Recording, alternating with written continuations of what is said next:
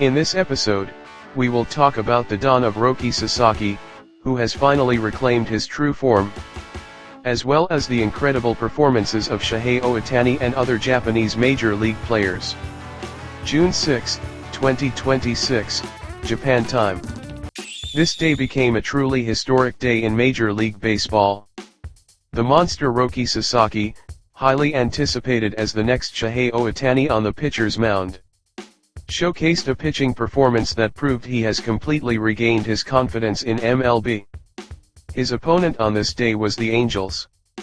The Angels in Anaheim were the very opponent that previously served as the turning point for him to break through his struggles, when he was suffering from control issues and unable to throw strikes. For Roki Sasaki, the Angels are a team that makes him grow. And that is not just a mere coincidence. It reminded us of something essential. Where was the place where the unicorn was born? It was Anaheim. Which team did he belong to? It was the Angels. Shohei Ohtani grew and achieved immense success with the Angels as a two-way player. For Roki Sasaki, who is expected to be the next Shohei Ohtani as a pitcher, even though he does not belong to the Angels, it can be considered an absolute certainty for the next Shohei Ohtani that facing the Angels leads directly to his own growth. Following his previous outing at Angel Stadium, this time he started against the Angels at Dodger Stadium, and it was a spectacular performance. It was absolutely wonderful. He pitched 7 scoreless innings, racking up 10 strikeouts. The pitching performance he displayed this time is the very evidence and the reason why we have been insisting on this program that Roki Sasaki will eventually become the best in the world. However, he is still far from his final, completed form. He still has so much room to grow. His fastball reached 100.6 miles per hour on this day. But considering his true potential, he should be able to throw 100 miles per hour much more consistently throughout the game. During his time in NPB, he clocked 102.5 miles per hour. He still has plenty of upside. The precision of his split-finger fastball has also improved tremendously. But there are still many areas where he needs more and more growth. He threw 98 pitches in total. But did you see that final 98th pitch, the splitter he threw to Nick Madrigal? That is Roki Sasaki's signature splitter. In Japan, it is called a forkball. Just as the batter commits to his swing to hit it back, the ball he delivers drops straight down vertically, as if completely evading the bat. When a pitcher fires a 100 miles per hour fastball, and while the batter is on high alert for that roaring velocity, a 90 miles per hour splitter is fired right into the zone. How can anyone possibly hit that? There is absolutely no way to hit it. As a batter, the moment Roki Sasaki releases the ball with a splitter grip, a swinging strikeout is already predetermined. This is who Roki Sasaki truly is. This is the Roki Sasaki we believed in, even during the times when he could not showcase his true strengths at all. This is the Roki Sasaki we fully believed in, even when he was being constantly criticized by certain media outlets. He has only just begun. This is the actual starting point. Those select media outlets that used to criticize Roki Sasaki should be deeply ashamed. I have never lost in long-term investing. Whether big or small, I have generated profits in absolutely everything. Regarding Roki Sasaki, I have been supporting him, not just for his baseball talent, but also on a personal level outside of the game. When he was a young child, he tragically lost his family in a catastrophic earthquake. While enduring such a deeply painful experience, he never lost sight of himself, remained kind to others, and has grown by utilizing his exceptional baseball instincts. Even during his NPB days, whenever he faced criticism from the media, I always defended Roki Sasaki. There is absolutely no mistake in believing in him. His character as a person and his dedication to baseball are thoroughly gentlemanly, sharing common ground with the qualities of Shohei Ohtani. Once he steps onto the mound, he throws 100 miles per hour. And builds a mountain of strikeouts against the opposing team with his sharp forkballs. He has always shown us the ultimate pitching performances. Just because his control wavered after transferring to MLB, there is absolutely no reason to doubt him. In the past, Shohei Ohtani and all other Japanese pitchers consistently struggled with the slick official MLB baseball immediately after moving to the major leagues.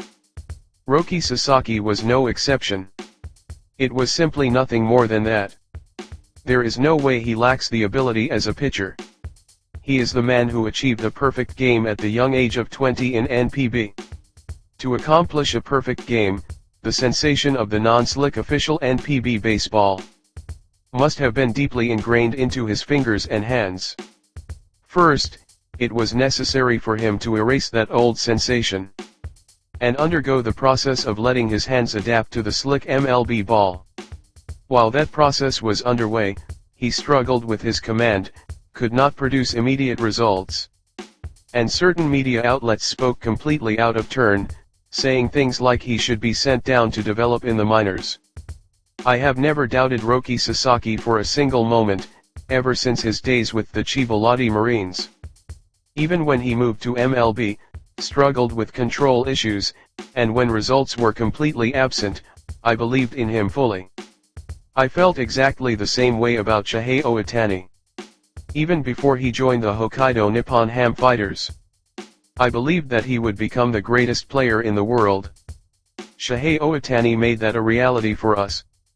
Next, it is Roki Sasaki's turn. The performance Roki Sasaki showed in this game against the Angels is still just a prologue. It is like a signal announcing that he is about to truly begin. That 98th pitch, the splitter thrown to Nick Madrigal. That was the opening bell for the rise of the monster Roki Sasaki. From this moment on, why is he called a monster? Fans all over the world are about to witness the reason with their own eyes. Let me state it once more. Roki Sasaki is still incomplete. He is still developing. From here on out, he will achieve even greater growth. Up until now, it was merely a training period before standing completely on his own feet. With the game against the Angels on June 6, Japan time, serving as the kickoff, Roki Sasaki is taking his monumental first step as a true monster in MLB. Let me briefly describe what will happen once he reaches his completed form. When Roki Sasaki is fully complete, every single time he takes the mound, the conversation will revolve entirely around how many miles per hour his velocity reached, how many strikeouts he recorded, and stories highlighting nothing but his sheer greatness. I perceive that as the true, original form of Roki Sasaki, and the ultimate completed form he should aim for. The moment he stands on the mound, the victory is already decided. And the discussion will simply shift to, what kind of performance will he showcase today? And how much will he amaze the entire world? That will be the central point of debate. It feels exactly like Shohei Ohtani during his days with the Angels. We will continue to keep a close eye on Roki Sasaki, who is highly anticipated as the next Shohei Ohtani as a pitcher. Next, regarding the active performances of Shohei Ohtani and other Japanese major league players. First, Shohei Ohtani went hitless in the game against the Angels in which Roki Sasaki started. Although Shohei Ohtani was hitless, he must have felt greatly relieved to see the growth of Roki Sasaki, whom he adores like a younger brother. Furthermore, even though Shohei Ohtani ended up hitless, his batted balls that resulted in a left field flyout and a sharp left field liner were exceptionally good. Though they did not turn into hits, the quality of those outs was outstanding. They were the kinds of quality outs that signal a home run is coming very soon, building great anticipation for what lies ahead. I believe a home run from Shohei Ohtani is just around the corner. In fact, he might even hit a home run while this program is on the air. That is how much Shohei Ohtani's batting condition is trending upward. As for Yoshinobu Yamamoto, his pitching ability has improved even further compared to last year. And he is showcasing even more incredible pitching this season. As one of his characteristics, he used to frequently give up runs in the early innings. But this season, we can see him pitching through games completely scoreless. I view this as a clear evolution for Yamamoto, and something achieved by receiving great inspiration from Roki Sasaki. The Samurai Trio is displaying absolutely fierce pitching prowess this season. Especially for Yamamoto, this season is a highly critical one in terms of whether he can surpass his own achievements from last season and the postseason. Surpassing your past self is exactly what makes someone a truly elite player. And I believe those who can make that a reality are the ones who grasp true glory. I believe Yamamoto is currently training hard day after day in order to exceed his statistics from last year. By doing so, it naturally connects to an improvement in his pitching ability, allowing him to continuously deliver spectacular performances on the mound. Whenever he steps onto the mound, no matter what kind of game situation unfolds, the best thing for us is to fully enjoy the sight of him embodying his strong, unyielding commitment to showcasing a brand of pitching that only Yamamoto can deliver, while completely devoting himself to the role of a starting pitcher. Every single time he takes the mound, it honestly feels as though we are being shown a magnificent work of art. That is exactly how elite Yoshinobu Yamamoto truly is. Seiya Suzuki of the Cubs hit his 9th home run of the season in the recent game against the Giants. I am absolutely thrilled to see him displaying his signature style of hitting. For Seiya Suzuki, this is the final year of his contract with the Cubs. And I personally believe he is determined to record career-high statistics this season. I highly anticipate that he will raise his condition even further, and deliver performances that lead his team to victory with his bat.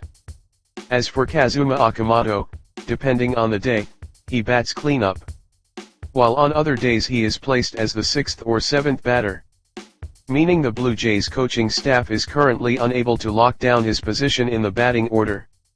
Although he is recovering from a long-term batting slump, there is still something left to be desired from Kazuma Okamoto.